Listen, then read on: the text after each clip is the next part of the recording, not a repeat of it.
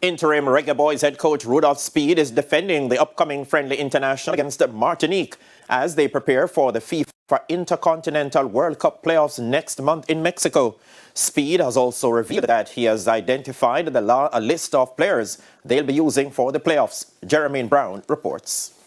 Jamaica's Reggae Boys will play away to Martinique in a friendly international this Saturday, February 21. It will be their final match before heading to Mexico in March for the FIFA Intercontinental World Cup playoffs. And the Reggae Boys had also played Grenada in a friendly international in January.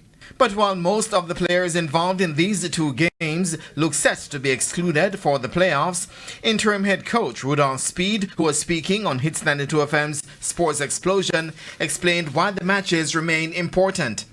Yeah, we try to get better games, but the truth is we still wouldn't even get the players that we would want to play. Right. We know though that with our new coaching staff and everything, the coaching staff need to practice too. You need to figure out which one of your staff reliable, not biased. You can depend on them to do their part of the job, how efficient they are. All of those things is a part of that 30%, We try. But as for the players expected to feature in the playoffs, Speid says he has identified a squad. However, he noted there will be changes from the squad that faced Curacao in their last CONCACAF World Cup qualifier.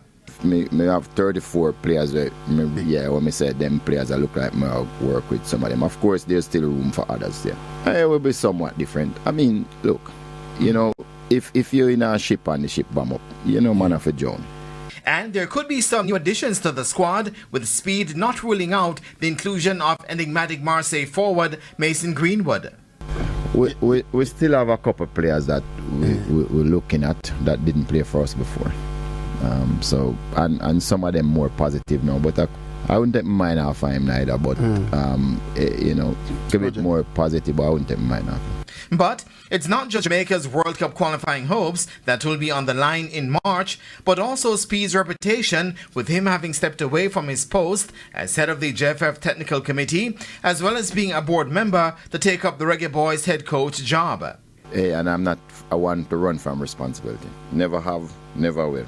The job is till the end of March. So you think if me no perform, there's gonna be a review on my performance. Jamaica will face New Caledonia on March 26, with the winner of that contest playing the Democratic Republic of Congo on March 31 for a spot to the FIFA World Cup this summer.